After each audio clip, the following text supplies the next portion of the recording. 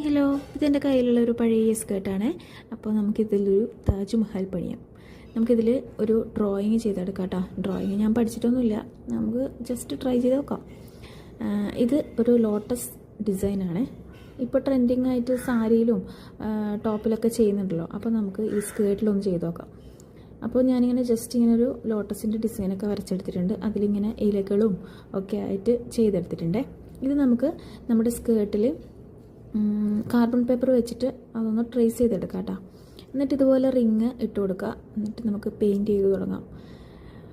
തുടക്കത്തിൽ ഭയങ്കര ഇൻട്രസ്റ്റിംഗ് ആയിരുന്നു, പക്ഷേ കുറച്ച് ടാസ്ക്കാണ്. എന്നാലും നമുക്ക് ചെയ്ത് നോക്കാം. ഒരു ദിവസം കൊണ്ട് തന്നെ ഞാനിത് കംപ്ലീറ്റ് ചെയ്തിട്ടുണ്ട് കേട്ടോ.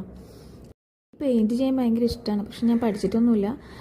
പക്ഷേ ലാസ്റ്റ് നമുക്ക് ഫൈനൽ റിസൾട്ട് നല്ല കിടുവായിട്ട് തന്നെ കിട്ടിയിട്ടുണ്ട് എന്നാണ് എൻ്റെ ഒരു വിശ്വാസം.